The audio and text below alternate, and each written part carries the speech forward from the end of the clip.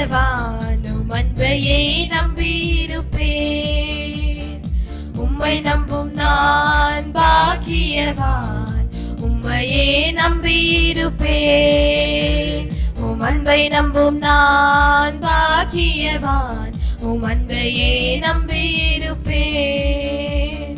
உம்மை நம்புவேன் நான் உம்மை நம்புவேன் உம்மையே நம்பியிருப்பேன். உம்மை நம்புவேன் நான் உம்மை நம்புவேன் உம் அன்பையே நம்பியிருப்பேன். உம்மை நம்பும் நான் பாக்கியவான் உம்மையே நம்பியிருப்பேன். உம் அன்பை நம்பும் நான் பாக்கியவான் உம் அன்பையே நம்பியிருப்பேன். துணையானி என் கேடகமுமானி நீதானே துணையானி என் கேடகமுமானி என்னை நினைப்பவரே ஆசீர்வதிப்பவரே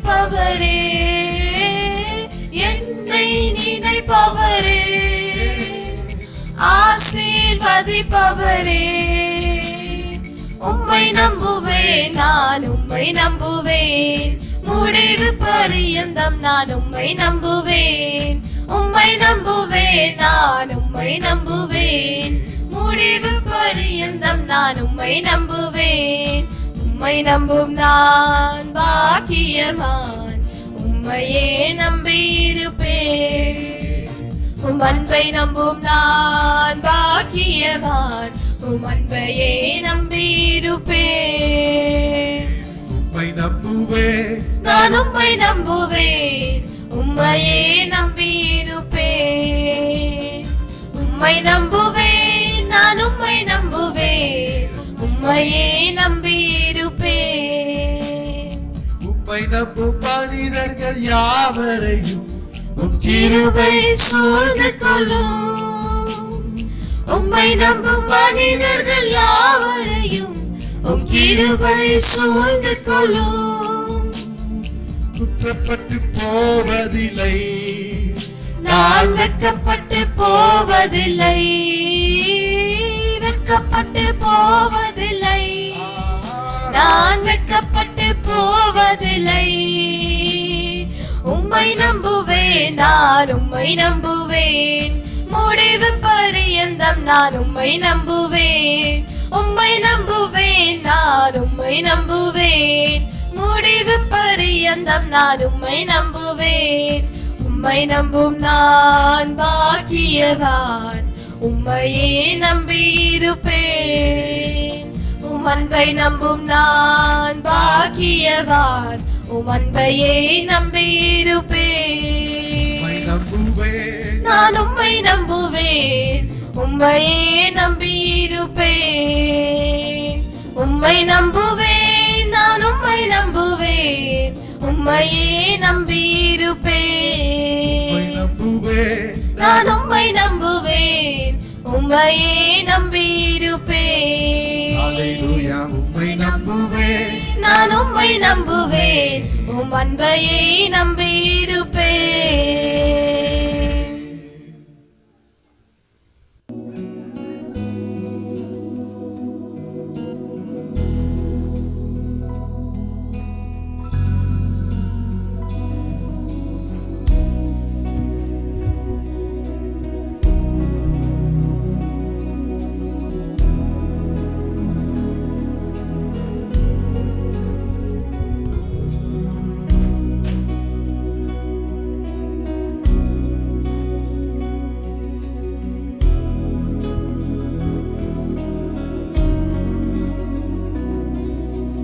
तुझसा इस जहां में और कोई है नहीं, तुझ बिना आसरा मेरा है ना कहीं।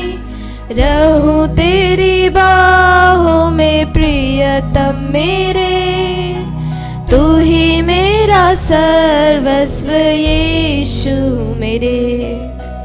तुझसा इस जहां में और कोई है नहीं, तुझ तुझ बिना आसरा मेरा है ना कहीं, रहूं तेरी बाहों में प्रियतम मेरे, तू ही मेरा सर्वस्व यीशु मेरे। आराधना तेरी आराधना यीशु मेरे, तेरी आराधना, आराधना तेरी आराधना यीशु मेरे, तेरी आराधना। अर्पण करता हूँ खुद को हाथों में तेरे, धो दे मुझको तू प्रभु वचनों से तेरे, तेरी इच्छा पर ही तू मुझको चला, भर दे पवित्र आत्मा से मुझको खुदा।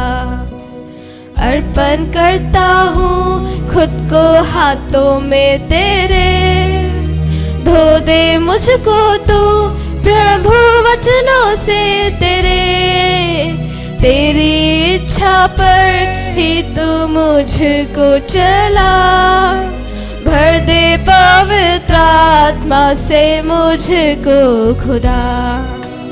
आराधना तेरी आराधना यीशु मेरे, तेरी आराधना, आराधना तेरी आराधना यीशु मेरे, तेरी आराधना। चलता मैं रहूं तेरी राहों पर सदा, बन के रहबर मेरा तू चलना संग खुदा, तुझ पर ही बना रहे मेरा भरोसा, तू मेरी चट्टान रहूं तुझ में स्थिर सदा। चलता मैं रहूं तेरी राहों पर सदा, बन के रहबर मेरा तू चलना संग खुदा, तुझ पर ही बना रहे मेरा भरोसा, तू मेरी चट्टान रहूं तुझ में स्थिर सदा। आराधना तेरी आराधना यीशु मेरे, तेरी आराधना, आराधना तेरी आराधना यीशु मेरे, तेरी आराधना, आराधना तेरी आराधना यीशु मेरे, तेरी आराधना।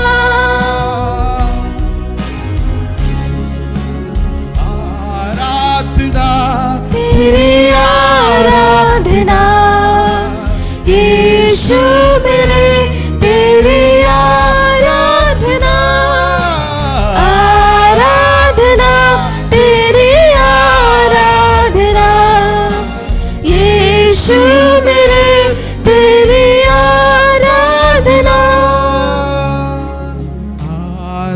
आराधना आराधना आराधना आराधना आराधना आराधना आराधना आराधना मेरे यीशु राजा की, पवित्र आत्मा प्रभु की, मेरे यीशु राजा की, पवित्र आत्मा प्रभु की। सिर्फ तू ही है, सिर्फ तू ही है, सिर्फ तू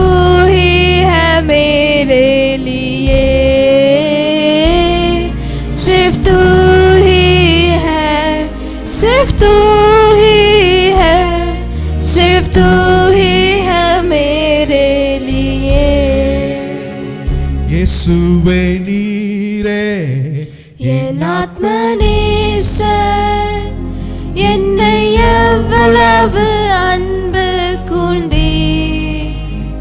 என்னையே மீட்க தம்மையே தந்தீர். உம் அன்பிற்கு அளவில்லையே. என் வாழ்நாள் முழுவதும் உமக்காக வாழ்வேன். நீரே என்றென்றும் போதும். என் வாழ்நாள் முழுவதும் உமக்காக வாழ்வேன். நீரே என்றென்றும் போதும். நீர் மாத்திரம் போதும். நீர் மாத்திரம் போதும். நீர் மாத்திரம் போதும் எனக்கு.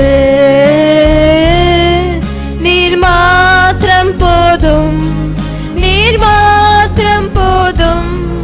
நீர் மாத்திரம் போதும் எனக்கு. நீர் மாத்திரம் போதும். நீர் மாத்திரம் போதும்.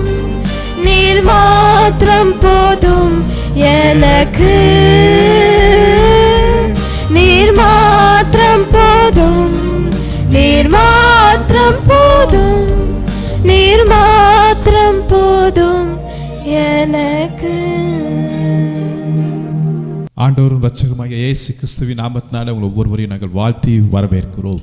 हमारे उद्धारकर्ता प्रभु यीशु मसीह के नाम से आप सबों को हम स्वागत करते हैं। கர்த்தர் நல்லவர், அவருடைய கிருபை என்றும் உள்ளது. यहोवा भला है, परमेश्वर का अनुग्रह सदैव के लिए है। அவருடைய வார்த்தையை நம்ம விசுவாசிப்போம். परमेश्वर के वचन पर हम विश्वास करें, அந்த வார்த்தை தான் கிரியை செய்யக்கூடியதாக இருக்கிறது. क्योंकि वचन ही कार्य कर देती है। சங்கீதம் 116வது சங்கீதத்துல வாசிக்கிறோம். भजन 116 में हम पढ़ते हैं 10வது வசனத்துல 10वीं आयत में, விசுவாசித்தேன் ஆகையால் பேசுகிறேன். விசுவாசித்தேன் ஆகையால் நான் பேசுகிறேன். मैंने जो ऐसा कहा है इसे विश्वास की कसौटी पर कसकर कहा है। ஆமென். आमीन। நான் எதை விசுவாசிக்கிறேனோ அதை பேசணும். यानी जो बातों को हम विश्वास करते हैं उसे हमें कहना है। இதைத்தான் அப்போஸ்தலனாகிய பவுல் சொல்றார், நான் விசுவாசித்தேன் ஆகையால் நான் பேசுகிறேன். इन्हीं बातों को प्रेरित पौलुस भी कहते हैं, मैंने विश्वास किया इसीलिए मैं बोलता हूँ। நாம் எல்லாரும் விசுவாசிகளா இருக்கிறோம். हम सब विश्वासी हैं। அப்ப நம்ம எதை விசுவாசிக்கிறோம் जिन बातों को हम विश्वास करते हैं அதைத்தான் நம்ம பேச வேண்டும். उन्हीं बातों को ही हमें बोलना चाहिए। ஆனா ஆட்டோமேட்டிக்கா நம்ம விசுவாசிக்காத காரியங்கள் எல்லாம் பேசிக்கொண்டு இருக்கிறோம். लेकिन हम क्या होता है ऑटोमेटिकली जिन बातों को हम विश्वास नहीं करते हैं उन्हीं बातों को भूलने लगते हैं। நம்முடைய விசுவாசம் உள்ள வார்த்தைகளை நம்ம பேசும்போது जब हम विश्वास से भरे हुए वचन को बोलेंगे, அந்த விசுவாச வார்த்தைகள் உலகத்தை ஜெயிக்கக்கூடியதா இருக்கிறது. वो विश्वास की शब्द जो है संसार को जीतने वाली होती है। விசுவாசம் உள்ள வார்த்தைகளால நம்ம ஜெபிக்கும்போது जब विश्वास से भरे हुए वचनों से प्रार्थना करें, அது பிணியாளிகளை ரட்சிக்கக்கூடியதா இருக்கிறது. वो बीमारों को चंगा कर देती है। இஸ்ரவேல் ஜனங்க என்ன சொன்னாங்க? வனாந்தரத்துல போய் கொண்டிருக்கும் நேரத்துல जब वनांतर में जा रहे थे तो इजराइल लोगों ने क्या कहा? கானானுக்குள்ள போகிறது கஷ்டம்னு சொன்னாங்க. वो यूं कहते थे कि हमें खनान में जाना तो बहुत ही मुश्किल है। நாங்க வனாந்தரத்திலே செத்துருவோம் நாங்க. उन्होंने कहते थे कि हम जंगल में ही मर जाएंगे। யாரெல்லாம் சொன்னாங்களோ जिन्होंने ऐसा कहा அவங்க அப்படியே செத்துட்டாங்க. वे सब मर गए। ஆனா நாங்க கானானுக்குள்ள போவோம் பிரவேசிப்போம் என்று சொன்னவர்கள், लेकिन जिन्होंने कहते थे कि हम खनान में जाएंगे, हम जरूर उसमें प्रवेश करेंगे, அவங்க ரெண்டு பேர் மட்டும் தான் கானானுக்குள் பிரவேசித்தார்கள். वे दो ही व्यक्ति जो है उन्होंने खनान में प्रवेश किए। அப்ப நம்முடைய வாயின் வார்த்தைகள் எப்படி இருக்கிறது என்பதை கர்த்தர் பார்க்கிறார். तो इसलिए हमारे मुंह के शब्दों को परमेश्वर देखते हैं वो कैसा है। ஆண்டவர் இயேசு கிறிஸ்து தன்னுடைய ஊழியத்துல நீங்க பார்க்கும்போது, जब प्रभु यीशु मसीह की आपकी सेवकाई में जब देखते हैं, வியாதியஸ்தர்களை பார்க்கும்போது उन्होंने जब बीमारों को देखते थे, அவர் கேட்கிற முதல் கேள்வி, उन्होंने पहला सवाल यूं कहते थे, என்ன கேள்வி? क्या था? இது எந்த வியாதி? ये कौन सा बीमारी? இது எவ்வளவு நாளா இருக்கிறது? कितने सालों से है? டாக்டர்ட்ட காட்டுனீங்களா? अपने डॉक्टर के पास गए क्या? எதுவுமே இல்ல. ऐसा कुछ भी नहीं कहा। விசுவாசிக்கிறியாயா? लेकिन यूं पूछा, क्या तू विश्वास करता है? உனக்குள்ள இருக்கிற விசுவாசம் பெரியது. तुझमें जो विश्वास है वो बड़ा है। ஆனா இயேசு பைபிள் சொல்லுது கடுகளவு விசுவாசம் இருந்தா போதும்ங்கற. ஆனா அதையே கத்த சொல்றாரு, இங்க பாரு உன்கிட்ட இருக்கிற விசுவாசம் சாதாரணதா இல்ல, அது பெருசா இருக்கு, இப்ப உனக்கு சுகம் உண்டுன்னு சொல்றாருங்க. यानी जो राई के दाने के बराबर की विश्वास यीशु मसीह कहते हैं, जो तुझमें विश्वास है वो काफी है। ஆமென். இன்னைக்கு நம்ம லைஃப்ல நம்ம வாழ்க்கையில எத்தனையோ போராட்டங்கள் பிரச்சனைகளை பார்த்துட்டு இருக்கிறோங்க. आज हम अपनी जिंदगी में कई सारे परेशानियों को हम संघर्ष को देखते हैं. இந்த நேரத்துல நமக்கு தேவை விசுவாசம் உள்ள வார்த்தைகள் தான் நமக்கு. इस वक्त हमें जरूरी है विश्वास से भरा हुआ वचन की जरूरत है. ஹீப்ரு 11:1 நம்ம வாசிக்கிறோம் விசுவாசத்தை குறித்து ரொம்ப அழகான ஒரு வார்த்தை. इब्रानियों की 11वीं अध्याय का पहला आयत में हम विश्वास के प्रति बहुत ही सुंदर एक वचन को देखते हैं. என்னத்தான் விசுவாசம்னா என்னத்தான் அப்படி கேட்டா, क्या है विश्वास का मतलब? விசுவாசமானது நம்பப்படுகளின் உறுதியும் காணப்படாதவைகளின் நிச்சயமா இருக்கிறது. यानी विश्वास जो है आशा की हुई वस्तुओं का निश्चय और अंधे की वस्तुओं का प्रमाण है. அப்படின்னா என்ன? मतलब क्या है? அதை பார்க்கவே முடியாதா, यानी उसे आप नहीं देख पाओगे, ஆனா அதை விசுவாசிக்கணும், அதை அறிக்கை பண்ணணும். நம்ம लेकिन उसे विश्वास करना है, अंगीकार भी करना है. நம்ம கண்ணால பார்க்கவே முடியாதுங்க சில காரியத்தை. यानी कुछ ऐसे बातों को आप अपने आंखों से नहीं देख पाओगे. நம்ம ஆண்டவர்கிட்ட கேட்டா கூட சில சமயத்துல அதை வெளிப்படுத்த கூட மாட்டாருங்க. कई बार यदि हम परमेश्वर से मांगेंगे तो प्रभु उसके प्रति हमें नहीं कुछ बताएंगे. பட் வார்த்தையை நம்ம விசுவாசித்து அதை அறிக்கை பண்ணும்போது, लेकिन जब वचन पर विश्वास कर उसे अंगीकार करेंगे, காணாதவைகளும் நம்ம வாழ்க்கையில காணும்படியாக கர்த்தர் கிருபை செய்கிறார். जो अंधे की वस्तुएं भी हमें देखने के लिए परमेश्वर हमारी सहायता करेंगे. நோவாவிட்ட கர்த்தர் சொல்றாருல்ல, பேழையை नूह से கட்டும்படியாக. परमेश्वर ने कहा जहाज को बनाने के लिए. அவன் மழையை பார்த்தது இல்ல, வெள்ளத்தை பார்த்தது இல்ல, எதையுமே பார்த்தது இல்ல. उन्होंने कभी बरसात को नहीं देखा, पहाड़ों को नहीं देखा, காணாதவர்களை குறித்தான ஒரு எச்சரிப்பு வந்துச்சு. लेकिन उन जिन चीजों को उन्होंने नहीं देखा उनके प्रति उनके पास एक करने के लिए मौका आया. ஆனா ஆண்டவருடைய வார்த்தையை விசுவாசித்தா, लेकिन उन्होंने परमेश्वर के वचन पर विश्वास किया விசுவாசத்தை செயல்படுத்த ஆரம்பிச்சா, और अपने विश्वास को कार्य में लेकर आया. விசுவாசத்தை பேச ஆரம்பிச்சா, विश्वास को उन्होंने भूलने लगा, அது அப்படியே நடந்தது. फिर वो वैसा ही होने लगा. நோவாவும் அவருடைய வீட்டாரும் காப்பாற்றப்பட்டார்கள். नूह और उसके सारे घराना बचे गए. நம்மளுக்கு எல்லா காரியமும் தெரிய வேண்டிய அவசியமே கிடையாதுங்க. हमें ये जरूरी नहीं कि हमें सारी बातों की पता होना, ஆனா लेकिन எல்லாவற்றையும் தெரிந்தவர் ஒருத்தர் இருக்கிறார் என்பதை நான் விசுவாசிக்கிறேன். हमें ये विश्वास होना चाहिए कि ये सारी बातों को जानते हैं, उनको मुझे पता है. கிறிஸ்தவர்களுக்கு நீங்க ரொம்ப அதிகமா தேவை இதுதான். आज मसीह लोगों के लिए यही चाहिए. எல்லாத்தையும் அறிந்து கொள்ள வேண்டும் என் வாழ்க்கை குறித்து அப்படின்னு இங்கே எங்கேயும் ஓடிட்டு இருக்கிறோம். हमें अपनी जिंदगी के प्रति हर बातों मुझे मालूम होना चाहिए करके इधर उधर दौड़ते रहते हैं. எல்லாவற்றையும் கர்த்தர் வெளிப்படுத்தவும் மாட்டார். सारी बातों को प्रभु प्रकाशन भी नहीं देंगे. வேதத்துல எத்தனையோ பரிசுத்தவான்களுடைய லைஃப்ல பார்க்கும்போது கர்த்தர் சில காரியங்கள் அவர் சைலண்டா, அவர் அமைதலா இருந்துட்டார். बाइबल में कई ऐसे भक्तों के जीवन में देखते हैं तो परमेश्वर सब बातों को नहीं बताया, कई बार उन्होंने शांत रहा. சோ எல்லாவற்றையும் தெரிந்து கொள்ள வேண்டிய அவசியம் எனக்கு கிடையாது. ஆனா எல்லாவற்றையும் தெரிந்தவர் ஒருத்தர் இருக்கிறார் என்பதை நான் விசுவாசித்து அவருடைய வார்த்தையின்படி நான் முன்னாடி போகிறேன். அவர் எல்லாவற்றையும் பார்த்துக் கொள்வார். सारी बातों को मुझे समझने के लिए जानकारी होने की जरूरत नहीं है, लेकिन जिन्होंने सारी बातों को जानकारी रखता है उन्हीं को मुझे पता है, उन पर मैं विश्वास करता हूँ, वो मुझे अगुवाई करेगा करके हमें आगे जाना चाहिए. ஆமென். आमीन. தேவன் யோசேப்புக்கு 2 தரிசனத்தை கொடுக்கிறார் இல்லையா? परमेश्वर ने यूसुफ के लिए 2 दर्शन को दिया है. அந்த தரிசனத்தின் மூலமா என்ன தெரிந்து கொள்ளுதுரா? उस दर्शन के द्वारा उन्होंने क्या सीखा? அவன் பெரிய ஒரு உயர்வான ஒரு இடத்துல போய் உட்கார போகிறார் இல்ல? उन्होंने जरूर एक बहुत ही ऊंचे स्थान पर जाकर बैठेगा. அது ஜஸ்ட் ஒரு அவுட்லைன் மாதிரி அந்த தரிசனம் கிடைச்சிருச்சு. यानी एक आउटलाइन जैसे वो दर्शन मिल गया. ஆனா போகிற வழியை டீடைலை கர்த்தர் கொடுக்கல. लेकिन किन रास्ता से जाएगा उन विवरण को परमेश्वर ने नहीं बताया. ஒருவேளை சப்போஸ் ஒரு டீடைல் கொடுத்துட்டான்னு வெச்சுங்களேன். यदि मानिएगा परमेश्वर ने कुछ ऐसा विवरण बताया गया है तो யோசேப்பு உங்க அப்பா சாப்பாடு வச்சு உன்னை அனுப்புவாரு உங்க சகோதரட்ட. हे यूसुफ जानो तेरे पिता ने तुझे भेजेगा अपने भाई के पास खाना लेकर. உங்க சகோதரர்கள்லாம் உங்க சாப்பாடெல்லாம் வாங்கிடுவாங்க, உன் ட்ரெஸ்ஸை உரிடுவாங்க, உன்னை குழியில போடுவாங்க. तेरे भाई तेरा खाना ले लेंगे और तेरे कपड़ा उतार कर तुझे गड्ढे में गिराएंगे. திருப்பி உன்னை தூக்கி அந்த எகிப்திட்ட போய் வித்துருவாங்க. उसके बाद मिस्र जाने वाले लोगों के पास तुझे भेजेंगे. திருப்பி நீ வந்து போத்திபார் வீட்டுக்கு போவ. फिर तू पोतीबार के घर पर जाएगा. அங்க கொஞ்ச நாள் நல்லா இருப்ப. वहां थोड़ा समय तो ठीक रहेगा. திருப்பி உன் மேல ஒரு கிரிமினல் கேஸ் போடுவாங்க. फिर उसके बाद तुझ पर एक एफआईआर लगाया जाएगा. உன்னை ஜெயில போடுவாங்க. तुझे जेल खाने में डाला जाएगा. கூட இருக்கிறவங்களா ஜாமீன் கிடைச்சிருவாங்க, உனக்கு கிடைக்காது. अपने साथी लोगों के लिए तो जामीन मिल जाएगा लेकिन तेरे लिए कुछ नहीं मिलेगा। நீ தப்பே பண்ணிருக்க மாட்டே ஆனா உனக்கு தண்டனை கிடைக்குது. तू कुछ गलती नहीं करता है लेकिन तू तेरे लिए तो दंड मिलता ही मिलता। ஒரு மாசம் 2 மாசம் இல்ல 2 வருஷம் நீ ஜெயில்ல இருப்ப. 1-2 महीना नहीं वरन 2 साल तक तो जेल खाने में रहेगा। இந்த டீடைல்லாம் யோசேப்பிட்ட கர்த்தர் கொடுத்தார்னு வெச்சுங்களேன். यदि ये सारा विवरण परमेश्वर यूसुफ के पास दिया गया होता है तो நான் கேள்வி கேட்கிறேன், ஒருவேளை அவன் சாப்பாடு எடுத்துட்டு அவங்க அண்ணனை பார்க்க போவானா வாழ்க்கையில? आपसे एक सवाल करना चाहते हैं, क्या वो खाना लेकर अपने पिता के कहने के चलते अपने भाइयों के पास जाता होगा क्या? நிச்சயமா போயிருக்க மாட்டான். நானா தான் போயே இருக்க மாட்டேன். जरूर नहीं गया होगा। हम होते हैं तो हम भी नहीं जाते होंगे। என்னை குழியில போடுவானுங்களா, விற்பானுங்களா, ட்ரெஸ்ஸை உருவிடுவானுங்களா, இதெல்லாம் எனக்கு தேவையா? வேணவே வேணாம், தரிசனமே வேணாம்னு சொல்லிட்டு போயிட்டே இருப்பேன். मुझे गड्ढे में गिराएंगे, मेरा कपड़ा उतारेंगे और भेजेंगे, ये सारे मुझे नहीं चाहिए करके हम जाएंगे ही नहीं। ஆனால் நம்ம ஆண்டவர் ரொம்ப நல்ல ஆண்டவருங்க.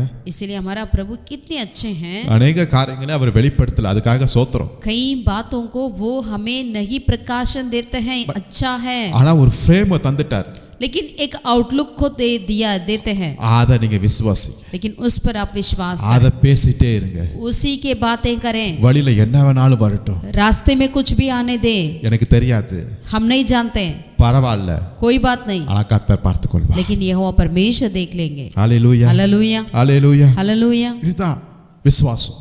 यही विश्वास है। எல்லாவற்றையும் நம்ம அறிந்து கொண்டு அதுக்கப்புறம் நான் செய்வேன் என்பதை கர்த்தர் விரும்ப மாட்டாருங்க. सब कुछ जानने के बाद ही हम करेंगे, ये बात तो प्रभु नहीं चाहेंगे। ஆமா, ஒரு நாள் சவுலுடைய ராஜாவுடைய பையன் யோனத்தான் இருக்கிறான். एक दिन जो है सவுल राजा का बेटा था योनातान जो था। 1 சாமுவேல் 14 அதிகாரத்துல வாசிக்க पहला முடியுது. शामिल 4 अध्याय में அங்க பெலிஸ்தியர் இவனுக்கு எதிராய் இஸ்ரவேல் ஜனங்களுக்கு எதிராய் நிக்கிட்டு கொண்டிருக்காங்க.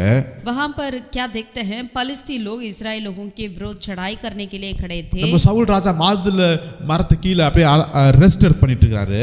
सவுल राजा ने वहां पर एक पेड़ के नीचे आराम कर रहे थे। ஆனா இந்த யோனத்தானும் அவன் கூட இருக்கிற ஆயுதத்தராகிய ஒரு பையன்ட்ட ரெண்டு பேரும் பேசிட்டு இருக்காங்க. लेकिन वहां पर योनातान ने अपने हथियार बांधने वालों के साथ बातें कर रहा था। என்ன பேசுறான்னா 1 வசனத்தை வாசிக்கும்போது 14:1 சாமுவேல்ல पहला शामिल 14 अध्याय का पहला आयत में देखते हैं तो वो क्या बातें कर रहे थे। சவுலின் குமாரனாகிய யோனத்தான் தன் ஆயுதராகிய வாலிபனை நோக்கி நமக்கு எதிராய் அந்த பக்கத்தில் இருக்கிற பெலிஸ்தரின் தானியத்திற்கு போவோம் வா என்று சொல்கிறான். एक दिन साबुल के पुत्र योनातान ने अपने पिता से बिना कुछ कहे अपने हथियार ढोने वाला जवान से कहा, आ हम उधर फलिस्तियों की चौकी के पास चलें। 6 வசனத்துல वचन 6 में யோனத்தான் தன் ஆயுதத்தராகிய வாலிபனை நோக்கி விருத்த சேதனம் இல்லாதவுடைய அந்த தானியத்திற்கு போவோம் வா, ஒருவேளை கர்த்தர் நமக்காக ஒரு காரியம் செய்வார், அநேக பேரை கொண்டாகிலும் கொஞ்ச பேரை கொண்டாகிலும் ரட்சிக்க கர்த்தருக்கு தடையில்லை என்றார். तभी योनातान ने अपने हथियार ढोने वाला जवान से कहा, आ हम उन कतना रहित लोगों की चौकी के पास जाएं, क्या जाने यहोवा हमारी सहायता करे, क्योंकि यहोवा को कुछ रोक नहीं की, चाहे तो बहुत लोगों के द्वारा चाहे थोड़े लोगों के द्वारा छुटकारा दे। Hallelujah, hallelujah. யோனத்தானுடைய விசுவாச வார்த்தையை பாருங்களேன்.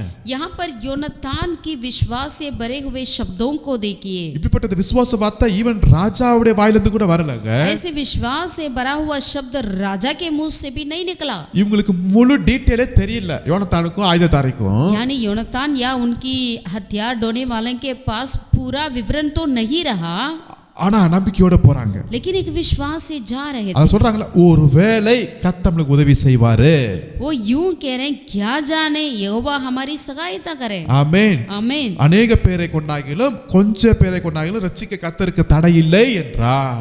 क्योंकि उन्होंने इस तरह कहा, यहोवा को कुछ रोक नहीं कि चाहे तो बहुत लोगों के द्वारा चाहे थोड़े लोगों के द्वारा छुटकारा दे। இந்த வார்த்தையை தான் கர்த்தர் அங்கீகரிக்கிறாருங்க. इन शब्दों को परमेश्वर ने अंगीकार किया है। ஹalleluya, हालेलुया। ஒரு பெரிய எதிராளிகள் இருக்கிறாங்க, वहां சேனைகள். पर बड़ी सेना खड़ी है, विरोधियां। இங்க 2 வாலிபர்கள் சண்டை போடுறதுக்கு போறாங்க. लेकिन यहाँ पर 2 जवान ने उनसे लड़ाई करने के लिए जा रहे हैं। இது உலகத்துல எங்கயாவது நடந்திருக்கா?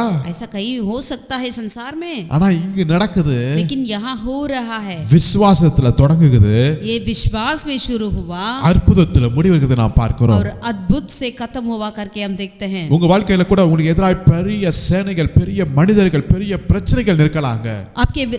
आपके जीवन में भी आपके विरोध कई सेना, कई बड़ी की लोग खड़े हो सकते हैं। நீங்க நீங்க வந்து அவிசுவாசமான வார்த்தைகளை பேசிட்டு நின்னுட்டே இருந்தீங்கன்னா அது சவுலுடைய ஆவியா இருக்கிறது. यदि आप अविश्वास के शब्दों को कहकर खड़े रहेंगे तो वो तो सவுல் की आत्मा हो जाएगी. ஆனா நம்ம என்ன சொல்லணும்? लेकिन हमें क्या कहना चाहिए? எனக்கு தெரியாது, हम नहीं जानते हैं, பரவாயில்ல, कोई बात नहीं, ஆனா கர்த்தருக்கு எல்லாமே தெரியும். लेकिन परमेश्वर सब कुछ जानते हैं. கர்த்தர் பார்த்துக்கொள்வார். यहोवा परमेश्वर संभालेंगे. கர்த்தர் யுத்தம் செய்வார். यहोवा हमारे प्रति युद्ध करेंगे. அவரை நம்பி நான் போறேன். उनके ऊपर विश्वास कर हम क्यों ना जाएं? ஜெயத்தை கொடுக்கிறவர் கர்த்தரா இருக்கிறார். क्योंकि जय देने वाला परमेश्वर ही है. நீங்க ஆயத்தப்படுங்க. आप तैयार हो जाइए. ஜெயம் பரலோகத்திலிருந்து வரக்கூடியதா இருக்கிறது. जय जो है स्वर्ग से ही निकल कर आएगी. Hallelujah, hallelujah, hallelujah, hallelujah, hallelujah, hallelujah. अनेक டீடைல் எனக்கு தேவை கிடையாது, தேவையே இல்லை எனக்கு. सारा विवरण जो है मुझे जरूरी नहीं है, ஆனா விசுவாசம் எனக்கு தேவை. लेकिन विश्वास मुझे चाहिए. ஆமென், आमीन. எசேக்கியேலை பார்த்து கர்த்தர் சொல்றாரு, एसेकियेल को देखकर प्रभु कहते हैं, அந்த காஞ்ச அந்த எலும்புகள் எல்லாம் அந்த பள்ளத்தாக்குல போய் நிப்பாட்டிட்டு சொல்றாரு, ஏப்பா இதெல்லாம் உயிர் அடையுமான்னு கேட்கிறாரு. जब एसेकियेल नबी के पास प्रभु ने कहा, वो सूखी हुई धराई के हड्डियों की तराई में खड़ा कर क्या एसेकियेल ये सब जिंदा हो जाएगा? எசேக்கியேல் 37 அதிகாரத்துல 3 வசனத்தை வாசிக்கும்போது, एसेकियेल नबी 37 का 3 आयत में हम देख सकते हैं, ஏ மனுபுத்திரனே இதெல்லாம் உயிர் அடையுமான்னு கேட்கிறாரு. प्रभु ने पूछा, हे मनुष्य के संतान, क्या ये हड्डियां जी सकती है? அங்கதான் ரொம்ப முக்கியமான பாயிண்ட். மனுஷனுக்கு இதெல்லாம் தெரியாது தான். मनुष्य ये सब नहीं जानता है, ये मुख्य है. மனுஷனுக்கு இதெல்லாம் புரிந்து கொள்ள முடியாது. मनुष्य के लिए ये समझना मुश्किल है. சோ அதனால அவன் என்ன சொல்றான், கர்த்தராகிய ஆண்டவரே நீங்க தான் எல்லாத்தையும் அறிந்திருக்கிறீங்க. इसीलिए वो यूं कहता है, हे परमेश्वर यहोवा तू ही जानता है, எனக்கு தெரியாது, मैं नहीं जानता, ஆனா நீங்க அறிந்திருக்கிறீங்கன்றத நான் அறிந்திருக்கிறேன், அவ்வளவுதான். लेकिन आपको सब कुछ पता करके मुझे पता है. இதைத்தான் ஆண்டவர் क्वेश्चन போட்டு கேட்கிறார், நீ விசுவாசிக்கிறாயா, சுகமடைவையா என்ற क्वेश्चन நம்மட்ட கேட்கிறாருங்க. ऐसे ही परमेश्वर हमसे सवाल करते हैं, क्या तू चंगा हो जाएगा? ऐसे सवाल है हमसे कहते हैं. ஒருவேளை நம்ம இப்படி சொல்லிட்டோம்னு வெச்சுங்களேன், यदि हम यूं कहेंगे तो இது எப்படிங்க உயிரடையும்? ये कैसा जिंदा होगा? மண்டவோடு இங்க இருக்கு, கால் அங்க இருக்கு, இதெல்லாம் காஞ்சு போய் கருவாடு மாதிரி இருக்கு, இதெல்லாம் சான்ஸே இல்ல நம்ம சொல்லிருப்போம். अरे ये सारी सूखी हुई हड्डियां हैं, एक हड्डी इधर है दूसरा उधर है, ये कैसा जिंदा होगा करके हम मनुष्य की ज्ञान से कहेंगे. ஆனா நீங்க விசுவாசத்துல சொல்லுங்க, लेकिन आप विश्वास में कहिए, எனக்கு தெரியாது, मैं नहीं जानता, ஆனா நீங்க இதெல்லாம் பார்த்து கொள்வீங்க, लेकिन आप सब कुछ संभालेंगे. Hallelujah, hallelujah. கர்த்தர் சொல்றா, நீ தீர்க்கதரிசனமா பேசுகிறார். परमेश्वर वहां पर कहते हैं, तू भविष्यवाणी कर. Hallelujah, hallelujah. தீர்க்கதரிசனமாய் உரை, அதாவது விசுவாச வார்த்தையை நீ உரை என்கிறார், यानी तू भविष्यवाणी कर, विश्वास के शब्दों को कह दो करके प्रभु कहते हैं. 7 वचனத்துல வாசிக்கிறோம், 7वीं आयत में पढ़ते हैं, கட்டளையிட்டபடியே நான் தீர்க்கதரிசனம் உரைத்தேன். इस आज्ञा के अनुसार मैं भविष्यवाणी करने लगा. அங்கு ஒரு அசைவு உண்டானுச்சு. तब वहां पर वो हिलने लगी, எலும்புகள் தன் எலும்புகளோடு சேர்ந்து கொண்டது, और हड्डियां दूसरे हड्डियां में इकट्ठे होने लगी. அங்கு நரம்புகள் உண்டானது, वहां पर नसें आ गई, மாம்சம் உண்டானது, मांस चढ़ा, தோல் உண்டானது, चमड़े आई, அங்கு ஒரு ஆவியும் வந்தது. और वहां पर एक आत्मा भी आने लगा. ஹalleluya, हालेलुया, ஹalleluya. हालेलुया.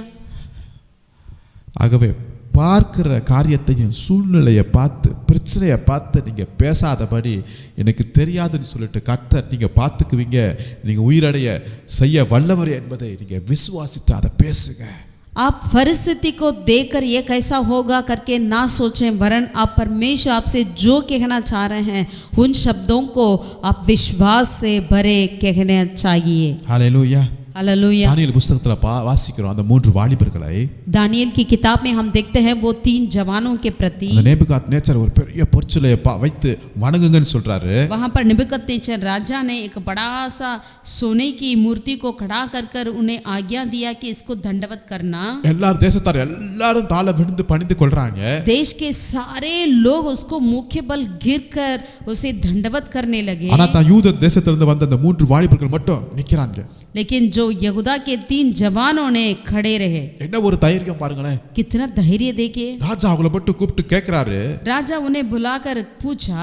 தானியேல் 3 அதிகாரத்துல दानियेल की 3 अध्याय में 17 वचனத்தை வாசிக்கும்போது 17वीं आयत को जब हम पढ़ें, ராஜாவை பார்த்து சொல்றாங்க, राजा को देखकर वो तीनों ने कहने लगा, நாங்கள் ஆராதிக்கிற எங்கள் தேவன் எங்களை தப்புவிக்க வல்லவராய் இருக்கிறார்.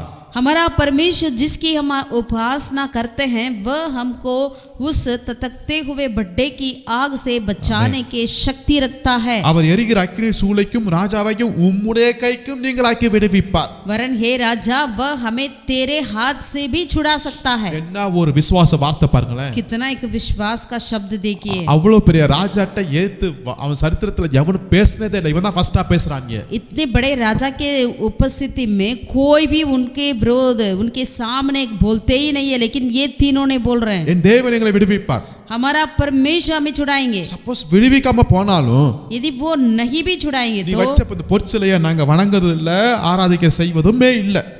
आप जो इस मूर्त को रखे हैं इसको हम दंडवत भी नहीं करेंगे करके ये आप जाने। ராஜாவுக்கு அவ்வளவு கோபம் உண்டாகுது। और राजा इतना गुस्से में हो गया।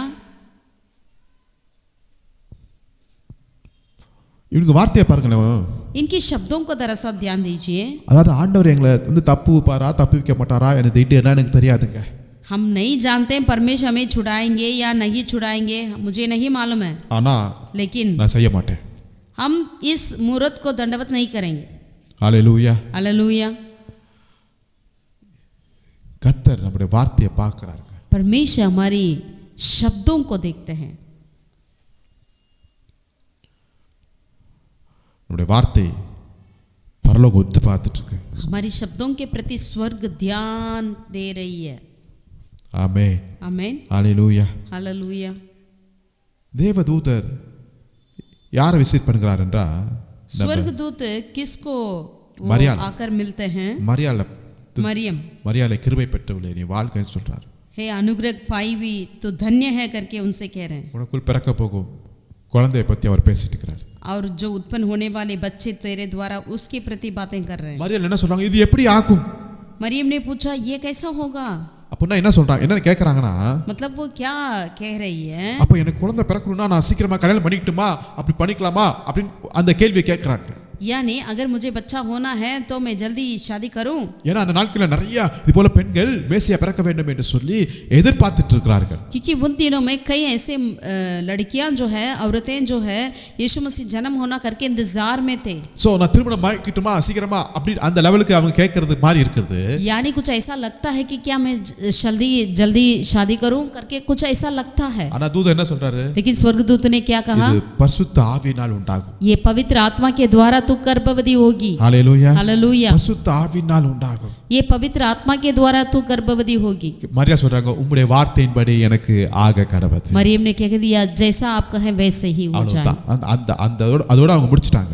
वहीं पर उन्होंने खत्म कर लिया। ஆமா பரிசுத்த ஆவியினால் ஆகும்। எஸ் நான் பிலீவ் பண்றேன், நான் விசுவாசிக்கிறேன்। पवित्र आत्मा के द्वारा होगा, बस वहीं पर मैं विश्वास करती हूँ। இவங்க நினைச்சாங்க கல்யாணம் பண்ணிட்டுமா, இல்ல இல்ல பரிசுத்த ஆவியினால் ஆகுமா, ஓகே அவ்வளவுதான் முடிஞ்சிருச்சு, எப்படி ஆகும் என்ன நடக்கும் எந்த டீட்டெயில் எனக்கு தேவையில்லை, ஆவியானவர் எல்லாவற்றையும் அவர் பார்த்து கொள்கிறவரா இருக்கிறார்। मरियम ने शायद सोचा होगा कि शादी होने के बाद होगा क्या करके, लेकिन जब स्वर्गदूत ने कहा पवित्र आत्मा के द्वारा होगा तो उन्होंने बस वहीं पर एंड कर लिया कि ठीक है सारे विवरण मुझे मालूम होने की जरूरत नहीं है, बस पवित्र आत्मा के द्वारा होगा तो सब कुछ प्रभु संभालेंगे। हालेलुया। हालेलुया। இந்த விசுவாசத்தை தான் பரலோகம் எனக்கு எதிர்பார்த்துட்டு இருக்கு। यही विश्वास को आज स्वर्ग भी चाहती है। ஆனா சகரியாவும் எலிசபெத் என்ன சொல்றாங்க, लेकिन जकरिया और एलिशबा ने क्या कहा? ஈவன் தோ அவங்க ஒரு ஹை பிரீஸ்டாலும் ஒரு ஊழியம் செய்யக்கூடிய ஒரு தம்பதியினரா இருந்தாலும், यदि वो याजक क्यों ना हो, सेवकाई करने वाले पति पत्नी क्यों ना हो, அவங்க வாயிலிருந்து வந்தது அவிசுவாசமான வார்த்தைகள்। उनके मुंह से जो निकला है वो अविश्वास की शब्दें निकली। வயசாயிருச்சு சொல்றாங்க। वो कहते थे कि हम तो बूढ़े हो गए।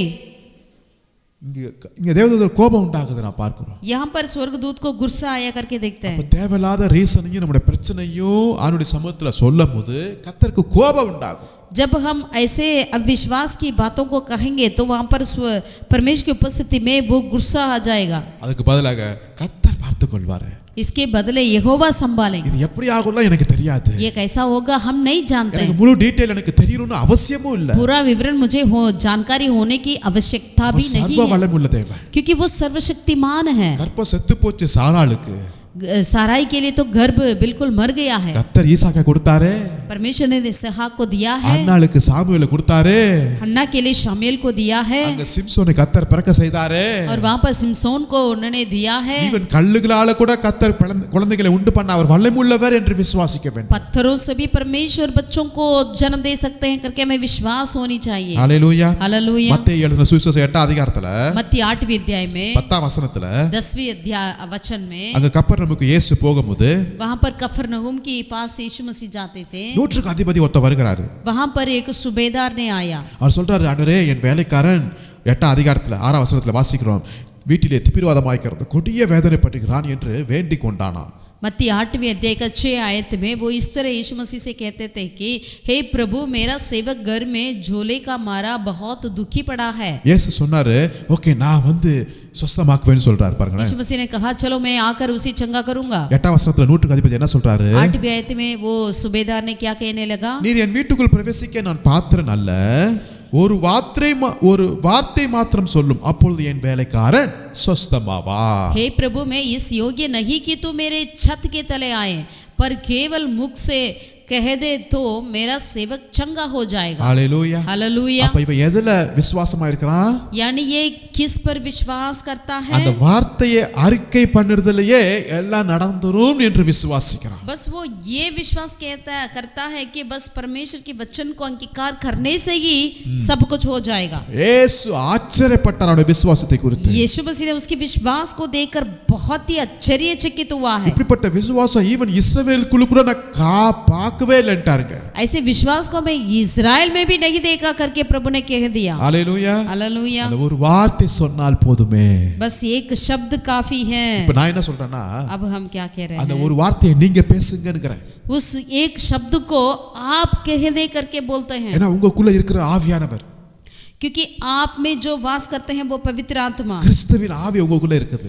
मसीह का आत्मा तुम्हारे ऊपर है। அப்ப நீங்க பேசும்போது तो जब आप बोलेंगे என்ன நடக்குது தெரியுங்களா? क्या होगा पता है? விசுவாசித்தபடியே जैसा आपने विश्वास किया वैसे ही அந்த நேரத்திலேயே அவருடைய வேலைக்காரனுக்கு சுகம் கிடைத்தது. उसी घंटी वो सेवक चंगा हो गया। ஆமென். आमीन। ஹalleluya. हालेलुया। எதை விசுவாசிக்கிறீங்க? आप किस बात पर विश्वास करते हैं? விசுவாச வார்த்தை உங்க வாயிலிருந்து வந்து கொண்டே विश्वास की शब्दें आपके मुंह से निकलते रहे। ஆமென். आमीन। ஆமென். आमीन। ரூத்துடைய லைஃபை பாருங்க. रूत की जीवन को देखिए। ஓர்பால் முத்தமிட்டுட்டு போயிட்டாங்க. ओरपा ने चुम्मा देकर चली गई अपनी सास मां को। சோ நகோமி சொல்றாங்க, மாமியார் மருமகளாகிய ரூத்தை பார்த்து, नवमी ने कही अपने बहू रूत को देखकर நீங்க போயிருப்பாருங்கறாங்க. तुम भी जाओ करके बोल रही थी। ஆனா ரூத் என்ன சொன்னாங்க? लेकिन रूत ने क्या कही? நான் விட்டு போகவே மாட்டேன். मैं तुझे छोड़कर नहीं जाऊंगी, எந்த சூழ்நிலை வந்தாலும் कोई से भी परिस्थिति क्यों ना हो, நான் உங்களை தான் ஃபாலோ பண்ணுவேன். मैं तेरे पीछे ही आऊंगी। ஹalleluya. हालेलुया। இந்த வார்த்தையை கர்த்தர் கனம் பண்ணினார். इन शब्दों को परमेश्वर ने आदर किया। நகோமி யார்? ஜஸ்ட் ஒரு கசப்பான ஒரு பெண், அந்த பெண்ணே சொல்றா. नवमी कौन है? वो एक कड़वाहट उनके जीवन में है करके वो खुद ही कहती है। வயசான அந்த மாமியாருங்க, वो एक बुढ़ापे में थी, वो அவளை சின்ன பெண்ணு ஃபாலோ பண்றா. उनको ये छोटी सी लड़की कह रही है कि मैं तो तेरे पीछे ही आऊंगी। ஒரு புதிய பாதை அது. वो एक नया मार्ग था, புதிய இடத்துக்கு போறாங்க. एक नए स्थान में जा रहे हैं। ஆனாலும் தொடர்ந்து போனாங்க. लेकिन उन्होंने लगातार कई छोड़ी नहीं। ஹalleluya. हालेलुया। கர்த்தர் ரூத்தை ஆசீர்வதித்தார். परमेश्वर रूत को आशीषित करी। ஆமென். आमीन। இன்னைக்கு நம்ம போவோமா இந்த சூழ்நிலையில? क्या आज हम ऐसे परिस्थिति में जा सकते हैं? நமக்கு ஃபுல் டீடைல் வேணும். நம்ம இருதயம் கேட்கும். हमारे लिए पूरा विवरण की जानकारी की जरूरत है, हम मांगेंगे भी। நம்முடைய ஆத்துமா, நம்முடைய இருதயம் எல்லாம் கேட்கும். ஃபுல் டீடைல் தான். हमारा प्राण तो मांगती है कि सारा विवरण हमें पता होना है। எங்க போகிறோம்? हम कहाँ जा रहे हैं? அங்க நமக்கு என்னென்ன கிடைக்கும்? वहाँ हमें क्या क्या मिलेगा? எல்லாம் டீடைல் கிடைச்சோன்னு தான் நம்ம கொஞ்சோடு விசுவாசம் நமக்குள்ள வருது. सारे विवरण पता चलेगा तब ही होकर हमारे अंदर धारा सा विश्वास आएगी। நம்ம டீடைல் தெரியாத வரையும் நம்ம மண்டை அப்படியே என்ன சொல்றது, பிச்சிட்டு அலைவோம். जब तक हमारा विवरण नहीं पता होता तो हमारा दिमाग घूमता रहेगा। சங்கீதத்துல தாவீது சூப்பரா ஒரு வசனம் சொல்வார் பாருங்களேன். भजन संगीता में दाऊद एक बहुत ही अच्छा एक वचन को कहते हैं। 131வது சங்கீதம் 131 में 1ஆம் வசனத்தை வாசிக்கிறேன். पहला आयत को हम पढ़ेंगे। கர்த்தாவே என் இருதயம் இருமாப்பாய் அல்ல, என் கண்கள் மேட்டிமைகளாகவும் அல்ல, பெரும் காரியங்களிலும் எனக்கு மிஞ்சின கருமங்களிலும் நான் தலையிடுகிறதும் இல்லைன்றார். हे यहोवा, ना तो मेरा मन गर्व से और ना मेरी दृष्टि घमंड से भरी है, और जो बातें बड़ी और मेरे लिए अधिक कठिन है उनसे मैं काम नहीं रखता. தமிழ்ல தான் ரொம்ப பயங்கரமா இருக்கு அந்த வேர்டு. ये सारी शब्दें बहुत ही इतना कठिन लिखा हुआ है. அதாவது எனக்கு புரியாத சில காரியங்கள்லாம் இருக்கும், பெரிய காரியங்கள்லாம், அதெல்லாம் மிஞ்சின கருமம், அதனால தலையை விட மாட்டேன்ட்டார். यूं कह रहे हैं कि मेरे लिए जो बातें बड़ी है लगती है या कठिन लगती है या अधिक लगती है, उन बातों पर मैं काम नहीं रखता. அதுதான் இன்னைக்கு நமக்கு தேவை. आज हमें यही चाहिए. நான் எப்படி இருப்பேன்? நான் 2வது வசனத்துல, दूसरा आयत में मैं कैसा रहूंगा? தாயின் பால் மறந்த குழந்தையை போல நான் என் ஆத்துமாவை அடக்குவேன்.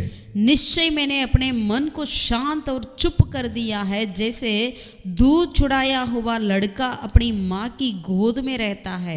ஆமென். आमीन. அதாவது என் ஆத்துமாவை நான் கண்ட்ரோல் பண்ணி அடக்குவேன். यानी मैं अपनी प्राण को इस तरह, अपने मन को इस तरह मैं अधीन में रखूंगा. என் இருதயத்தை நான் கண்ட்ரோல் பண்ணி சைலண்டா வைப்பேன். मैं अपने मन को चुप कर दूंगा. ஏன்னா என் இருதயம் வந்து துடிக்குது, இதை பத்தி அறிஞ்சுக்கணும், அந்த டீட்டெயில் வேணும், இந்த டீட்டெயில் வேணும், இந்த டீட்டெயில். அமைதியா இரு, உட்காரு, ஒரு இடத்துல உட்காரு, கத்தரை நம்பு, கத்தரை விசுவாசி, கத்தர் பார்த்துக்கொள்வார். क्योंकि मेरा मन तो चाहता है कि पड़पड़ाता है कि मुझे ये चाहिए, वो चाहिए, ये विवरण चाहिए, वो विवरण चाहिए करके, लेकिन मुझे क्या करना है? उसे चुपचाप बैठो करके कहना है. ஆமென். आमीन. இன்னைக்கு நம்ம அடக்க வேண்டியது நம்முடைய இருதயத்தை. आज हमें चुप करना है हमारे हृदय को. எல்லா டீட்டெயிலும் தெரியணும் உனக்கு அவசியம் இல்லை இருதயமே. सारा विवरण तुझे जानकारी होने की जरूरत नहीं है. हे मेरे मन, உன் வேலை என்ன? तेरा काम क्या है? என் ஆத்மாவே கத்தரை ஸ்தோத்திரித்துக் கொண்டே இரு. हे मेरे मन, अपनी यहोवा को धन्य कहते रहो. ஹalleluya, हालेलुया, ஹalleluya, हालेलुया. விசுவாச வார்த்தை ரொம்ப அவசியங்க. विश्वास की शब्दें हमारे लिए बहुत ही आवश्यकता है. கத்தர் ஆபிரகாம்கிட்ட சொன்னாரு, परमेश्वर ने अब्राहम से कहा, ஆபிரகாம் உன் தேசம், உன் இனம், உன் நாடு எல்லாத்தையும் விட்டுட்டு புறப்பட்டு வான்ட்டார். हे अब्राहम, अपने देश, अपना कुटुंब, अपना सब कुछ छोड़कर आ करके बुला लिया. திடீர்னு ஃபர்ஸ்ட் டைமா இது ஒரு வார்த்தை அப்படி கேட்கறாருன்னு வச்சுங்களேன். मानिएगा, अगर पहली बार ऐसे शब्दों को सुन रहे थे, அது எந்த அளவுக்கு நம்ம நம்புவோம்? हम लोग होते तो हम कैसे विश्वास करेंगे? ஆபிரகாம் அந்த வார்த்தையை விசுவாசித்தான். अब्राहम ने उन शब्दों को विश्वास किया. ஆமென். आमीन. புறப்பட்டு போன்ட்டார். प्रभु ने कह दिया, आप निकल कर जाओ. இவன் போய் மனைவி சாராள்கிட்ட சொல்லியிருப்பாரு. ये जरूर अपना पत्नी सराय से कहते होंगे. சாராலும் புறப்பட்டு போனாங்க, அதான் ரொம்ப முக்கியம்.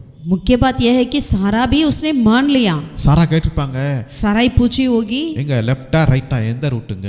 हमें दाएं या बाएं कैसे जाना है? தெரியாது. पता नहीं. எந்த ஊருக்கு போறோம்? कौन सी गांव जा रहे हैं? தெரியாது. पता नहीं. என்ன லொகேஷன்? लोकेशन क्या है? தெரியாது. पता नहीं. என்ன அட்ரஸ்? पता क्या है? தெரியாது. पता नहीं. என்னைக்கு போய் சேருவோம்? कब जाकर पहुंचेंगे? தெரியாது. पता नहीं. அங்க சாப்பாடுலாம் கிடைக்குமா நம்மளுக்கு? वहाँ खाना कैसा रहेगा हमारे लिए? पता नहीं. எதுவுமே தெரியாது தான். कुछ भी नहीं मालूम है. சாராளுக்கே ரொம்ப கோபம் வந்திருக்கணும். साराई के लिए खुद बहुत ही गुस्सा आना चाहिए था. ஆனா ஆபிரகாமுடைய விசுவாசத்தை சாராள் பார்த்திருப்பாங்க. लेकिन अब्राहम के विश्वास को साराई ने देखी है. மனுஷன் இந்த அளவுக்கு விசுவாசிக்கிறான். अरे कैसा इन्होंने इतना विश्वास कर रहा है? ஒருவேளை உங்க வீட்லயே உங்க மனைவியோ கணவனோ எந்த டீட்டெயிலுமே இல்லாம ஒரு காரியத்தை செய்ய புறப்படுறாங்க, வீட்டை விட்டு போறாங்கன்னா நீங்க அனுப்பிடுவீங்களா?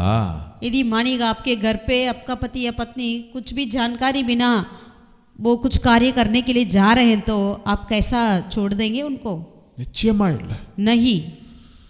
வசனம் சொல்லுகிறது, वचन में लिखा है, ஆபிரகாம் கர்த்தரை விசுவாசித்தான், கர்த்தர் அவனுக்கு நீதியாய் மாற்ற பண்ணினார். अब्राहम ने परमेश्वर पर विश्वास किया, परमेश्वर ने उसे धर्मी गिना दिया. ஹalleluya, हालेलुया, ஹalleluya, हालेलुया. அதே போல ஆபிரகாம்கிட்ட கர்த்தர் சொல்றாரு, நீ உன் பிள்ளையை பலியிடுங்கறாரு. वैसे ही अब्राहम से प्रभु ने कहा, अपने बेटे को, एकलौता को आप बलि चढ़ा. எங்க இத்தனை வருஷம் கழிச்சு கர்த்தர் அற்புதமான ஒரு பிள்ளையை ஆண்டவர் கொடுத்தாரு. அந்த பிள்ளையும் கர்த்தர் கேட்கிறார் பாருங்களேன். इतने सालों के बाद परमेश्वर ने अद्भुत तरीके से एक बच्चा को दिया है, अब वो उस बच्चों को भी मांग रहे हैं. நீ மோரியா தேசத்துக்கு போன்ட்டார். तू मोरिया पहाड़ की ओर जाओ करके प्रभु ने कह दिया. வசனம் சொல்லுகிறது, நீ அங்கே போய் அதுக்கப்புறம் நான் அங்கே உனக்கு குறிக்கும் மலையில் நீ பலியிடுங்கிறார். प्रभु ने कहा कि वहां जाने के बाद जिस पहाड़ को मैं नियुक्त करूंगा, वहां जाकर अपने बेटे को बलि चढ़ा. ஆபிரகாம் புறப்பட்டு போறாரு. अब्राहम ने निकल कर गया, ஏன்னா ஆபிரகாமுக்கு தெரியும் நான் 75 வயசுல இருந்து இப்படி தான் லொகேஷன் இல்லாம தான் அலைஞ்சிட்டு இருக்கிறேன். क्योंकि अब्राहम को पता था 75 उम्र से ही मुझे पता नहीं, ऐसे ही मैं घूम रहा हूँ. 25 வருஷமா இப்படி தான் அட்ரஸ் இல்லாம தான் அலையறேன். 25 सालों से मैं बिना पता ही घूम रहा हूँ. ஆனா நான் ஒரு நாளும் அட்ரஸ் இல்லாதவனா நான் வாழவே இல்லை என்பதை ஆபிரகாம் புரிந்து கொண்டான். लेकिन अब्राहम को पता था कि परमेश्वर मुझे ऐसे नहीं छोड़ेंगे. ஆமென். हालेलुया. குறித்த இடத்துக்கு வராருங்க. जिस जगह को प्रभु ने नियुक्त किया वहां पर पहुंचा. வேலைக்காரங்க எல்லாம் விட்டுட்டு சொல்றாரு நாங்க போயிட்டு பலிட்டு நாங்க திரும்பி வருவோம். அந்த விசுவாச வார்த்தையில ஆரம்பிச்சிருச்சு அவருடைய விசுவாசம். देखिएगा वो अपने नौकरों से कह रहे कि आप लोग यही रहना, हम जाकर बलि चढ़ाकर वापस लौट आएंगे करके एक विश्वास से भरा हुआ शब्दों को कहा. இந்த சின்ன வார்த்தையை கூட பரலோகம் உற்று கவனிச்சிட்டு இருக்குன்னு நினைக்கிறேங்க. मैं सोच रहा हूँ इन छोटे से छोटे शब्दों को भी स्वर्ग ध्यान पूर्वक सुन रही है. ஆமென். ஆமென். ஈசாக்கு கேக்குறான் அப்பா கத்தி இருக்கு நெருப்பு இருக்கு விறகு இருக்கு எல்லாமே இருக்கு பலி செலுத்துறதுக்கு எங்க விலங்குன்னு கேக்குறான். इसहाक ने पूछा हे पिता सब कुछ हमारे पास है, चाकू है और लकड़ियां है, सब कुछ है, लेकिन वो जानवर कहाँ है बलि चढ़ाने के लिए. ஆபிரகாம் என்ன சொல்றாரு? अब्राहम ने क्या कहा? கர்த்தர் பார்த்துக்கொள்வா. यहोवा संभालेंगे. ஹalleluya. हालेलुया. நம்ம சந்ததிக்கு சொல்ல வேண்டிய ஒரு முக்கியமான விசுவாச வார்த்தை இதுதான், கர்த்தர் பார்த்துக்கொள்வா. हमें अपने पीढ़ी के लिए बताने वाले मुख्य शब्द यह है कि यहोवा संभालेंगे. விறகு கூட அங்க கிடைக்கும், अल्लाह लकड़ी भी तो वहाँ मिल जाएगा, ஆனா ஆட்டுக்குட்டி அங்க கிடைக்கிறதுக்கு சான்ஸே இல்ல. लेकिन मेमने मिलने के लिए तो वहां पर कोई चांस ही नहीं है. ஆனா இவன் வார்த்தை விசுவாச வார்த்தை என்னன்னா கர்த்தர் பார்த்துக்கொள்வா. लेकिन इनकी विश्वास का शब्द क्या है? यहोवा संभालेंगे. ஆபிரகாமுக்கு தெரியும் अब्राहम जानते थे என் மனைவி சாராளுடைய கற்பம் செத்து போயிருச்சு, मेरा पत्नी सराय का गर्भ मर चुका था, வயசாயிடுச்சு எங்க ரெண்டு பேருக்கும், हम दोनों के लिए हम दोनों बूढ़े में थे, இனிமே குழந்தை பிறக்கும் என்பது எந்த விதமான வழி சான்ஸே கிடையாது. अब बच्चा होने का कोई भी रास्ता नहीं है. ஆனாலும் கர்த்தர் எங்களுக்கு அற்புதமா ஈசாக்கை கொடுத்தார். உண்மை लेकिन என்றால் परमेश्वर हमारे लिए अद्भुत तरीके से इसहाक को दिया है, ये बात सच है. तो இப்ப நான் இந்த ஈசாக்கை நான் பலி செலுத்தினாலும் अब मैं इसहाक को यदि यहाँ पर बलि चढ़ाऊं क्यों ना हो, இந்த வருகிற இந்த சாம்பல்ல இருந்து கூட கர்த்தர் எனக்கு மீண்டும் ஈசாக்கை கொடுக்க அவர் வல்லமை உள்ளவர் என்பதை ஆபிரகாம் விசுவாசிக்கிறார். जब बलि चढ़ाने के बाद जो राख मिलती है उसमें से भी एक बच्चा को देने के लिए मेरा प्रभु सामर्थ्य है करके अब्राहम ने जानते थे. ஹalleluya. हालेलुया. என்ன நாளைக்கு நடக்க போகுதும் தெரியாதுங்க, பட் கர்த்தரை விசுவாசித்து நம்ம முன்னாடி போயிரு, கர்த்தர் பார்த்துக் கொள்வார். அவர் நாமம் யெகோவா ஈரே. कल क्या होगा हम नहीं जानते, लेकिन परमेश्वर पर विश्वास कर हम चलते जाएं क्योंकि उनका नाम है यहोवा ईरे. நான் விசுவாசித்தேன் ஆகையால் நான் பேசிக்கொண்டே अब இருக்கிறேன். विश्वास से बातें करते हैं इसलिए हम बोलते हैं. நாளைக்கு இந்த தேவைகளை எப்படி சந்திப்பேன் எனக்கு தெரியாது, பட் கர்த்தர் சந்திப்பார். कल ये बातें कैसा होगा लेकिन हमें नहीं जानते हैं, लेकिन परमेश्वर सब कुछ पूरा करेंगे. இந்த பிரச்சனையை நான் எப்படி எதிர்கொள்ள போகிறேன் எனக்கு தெரியாது, பட் அவர் யெகோவா நிசி, அவர் வெற்றி தருகிற தேவன் என்னோட கூட इस இருக்கிறார். परेशानी को मैं कैसा पार करूंगा मुझे नहीं पता, लेकिन मैं यहोवा निसी पर विश्वास करता हूं, वो मुझे जय देता है. இந்த பலவீனம் இந்த வியாதி எப்படி போக போகுது எனக்கு தெரியாது, ஆனா நான் நம்புகிறது அவர் பரிகாரன கர்த்தர், அவருடைய நாமம் யெகோவா ராஃபா என்கிற நாமம், சுகம் தருகிற தேவன் அவர் என்னோட கூட இருக்கிறார். ये बीमारी कैसा ठीक होगा मुझे नहीं पता है, लेकिन मुझे ये पता है कि यहोवा राफा जो चंगा करने वाला परमेश्वर मेरे साथ है, वो मुझे चंगाई करेगा. ஹalleluya. हालेलुया. ரோமர்ல வாசிக்கிறோம் 8 அதிகாரத்துல 26 வசனத்துல நம்ம வாசிக்கிறோம். इसीलिए कि हम पढ़ते हैं रोमियो की 8 का 26वीं आयत में அப்போஸ்தலனாகிய பவுல் சொல்றாரு எப்படி ஜெபம் பண்றது கூட எனக்கு தெரியாதுங்க சில சமயத்துல.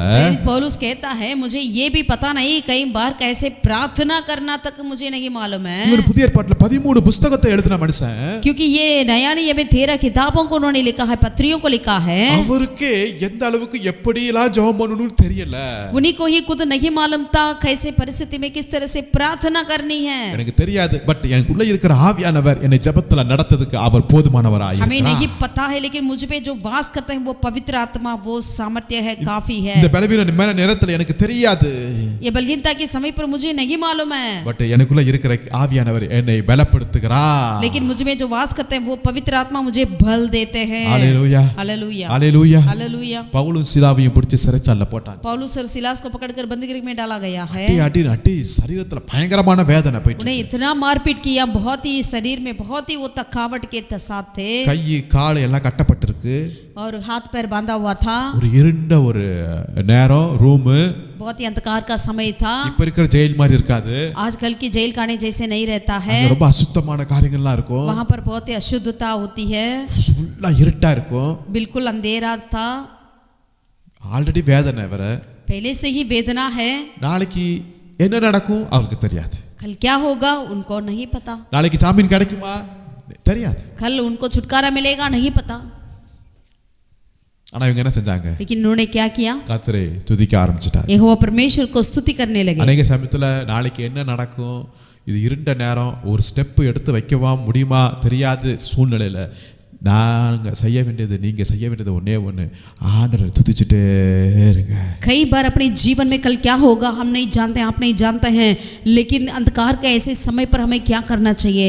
बस हमें यहोवा परमेश्वर को स्तुति करते रहना चाहिए. நாளைக்கு ஜாமீன் கிடைக்கலாம் அல்லது என் தலை சீவப்படலாம். कल मेरे लिए छुटकारा भी मिल सकता है या मेरा सिर भी काटा जाएगा. என்ன வேணாலும் நடக்கலாம். कुछ भी हो सकता है. எனக்கு தெரிய வேண்டிய அவசியமும் இல்ல. मुझे उसका पता होने की जरूरी भी नहीं है. இப்ப என் வேலை ஆண்டவரை துதிச்சுட்டே लेकिन இருப்பேன். अब मुझे क्या करना है? परमेश्वर को स्तुति करना है. துதிக்க துதிக்க துதிக்க जितना हम स्तुति करें எல்லா करें, சூழ்நிலைகளை கர்த்தர் மாற்றுகிறவராய் இருக்கிறார். सारी परिस्थितियों को परमेश्वर बदल डालेंगे. அவன் துதிக்க துதிக்க वो स्तुति करते பூமி करते அதிர்ந்தது.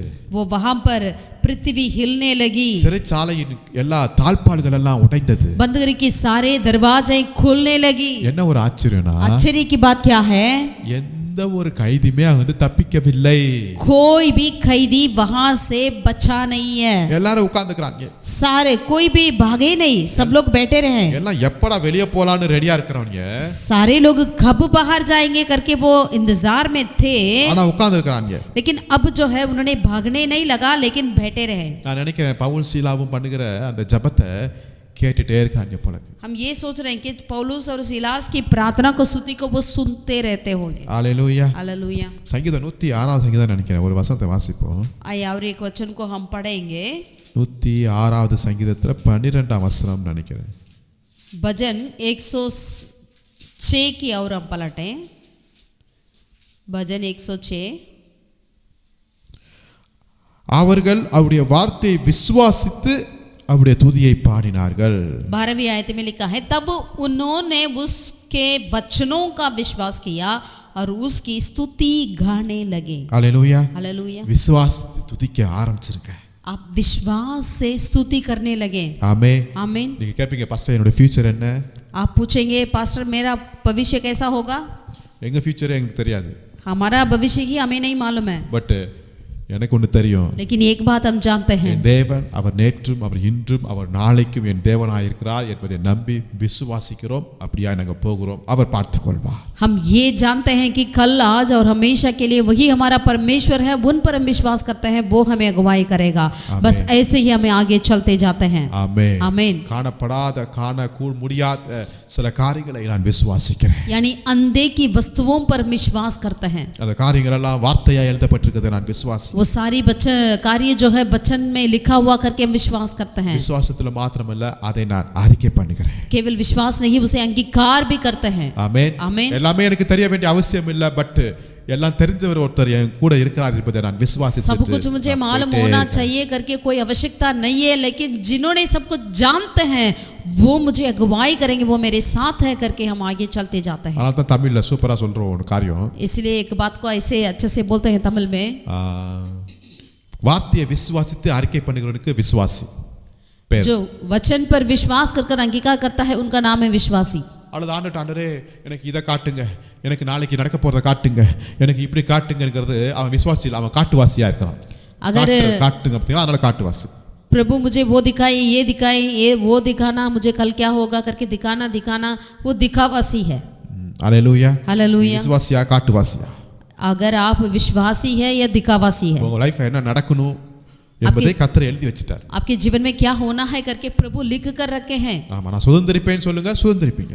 आप कहिए मैं इसे स्वतंत्र करूंगा, आप स्वतंत्र करेंगे. ஆமென். आमीन. கர்த்தர் நடத்துவார். இந்த வார்த்தை உங்களுக்கு ஆசீர்வாதமா இருக்கும் நான் விசுவாசிக்கிறேன். यहोवा परमेश्वर आपको अगुवाई करेंगे, वचन आपके लिए आशीषित रहेगा करके हम विश्वास करते हैं. ஜெபிக்கலாம். आइए प्रार्थना நீங்கள் करें. அதிகமாக நேசிக்கும் நல்ல தகப்பனே, நன்றியோடு உம்மை ஸ்தோத்திரிக்கிறோம். हमसे प्रे करने वाले परमेश्वर हम तेरा धन्यवाद. விசுவாசிக்கிறேன், அதனால் நான் பேசுகிறேன். विश्वास करते हैं इसलिए हम बोलते हैं. விசுவாச வார்த்தைகளை மாத்திரம் நான் பேசுகிறேன். विश्वास के शब्दों को ही केवल हम बोलते हैं. பல காரியங்கள், பல டீடைல்ஸ் எனக்கு தெரியாது, ஆனாலும் எல்லாவற்றையும் அறிந்தவர் நீர் ஒருத்தர் இருக்கிறீர் என்று நான் விசுவாசித்து உங்க கையை பிடிச்சுக்கிறேன். நீங்க நடத்துங்க ராஜா. कई बातें हमें नहीं पता है, कई चीज़ें हमें नहीं मालूम है, लेकिन हमें ये पता है कि जो सब कुछ जानते हैं आप हमारे संग है. आपके हाथों को पकड़कर हम आगे चलते हैं. தேவையில்லாத அவிசுவாசமான வார்த்தைகளை பேசி பேசி எங்க நேரத்தை நான் வீணடிச்சு பார்க்கணும். அன்று வார்த்தையை, விசுவாசமுள்ள வார்த்தையை, வாக்குத்தத்தத்தை, வசனத்தை நான் பேச, அங்கீகரிக்க, அறிக்கை பண்ண எங்களுக்கு கிருபை செய்வீராக.